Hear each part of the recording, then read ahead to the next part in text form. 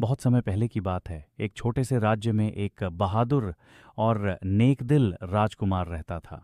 उसके राज्य में सब लोग खुशहाल थे, पर एक समस्या थी। राज्य के बाहर एक जादुई जंगल था, जिसमें कोई भी प्रवेश करता तो वापस नहीं आता था। जंगल के बीचों बीच एक विशाल जादुई पेड़ था, जिसके बारे में कहा जाता था कि उसमें असीम शक्तियां थीं। एक दिन राजकुमार ने सोचा कि वह इस जादुई पेड़ का रहस्य जानेगा और अपने राज्य को इस डर से मुक्त करेगा। वह अकेला ही घोड़े पर सवार होकर जंगल की ओर निकल पड़ा। रास्ते में उसे एक बूढ़ा साधु मिला, जिसने राजकुमार से पूछा, तुम कहाँ जा रहे हो पुत्र? राजकुमार ने जादुई पेड़ का रहस्य जानने की अपनी इच्छा बताई। साधु ने उसे चेतावनी दी, जादुई पेड़ तक पहुंचना आसान नहीं है और उसकी रक्षा 3 राक्षस करते हैं। अगर तुम में साहस और बुद्धि है तो ही तुम उस पेड़ तक पहुंच सकते हो।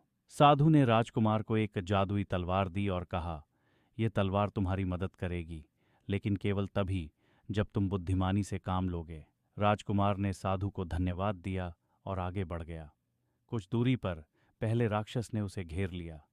वह बहुत बड़ा और डरावना था, लेकिन राजकुमार ने अपनी जादुई तलवार निकाली और बुद्धिमानी से उसकी कमजोरियों पर वार किया। कुछ ही देर में वह राक्षस हार गया। राजकुमार आगे बढ़ा और दूसरे राक्षस ने उसे रास्ते में रोक लिया। वह राक्षस धोखे से लड़ने में माहिर था, लेकिन राजकुमार ने अपनी चतुराई और धैर्य से उसे भी हरा दिया। अंत में तीसरा राक्षस सबसे शक्तिशाली और डरावना था।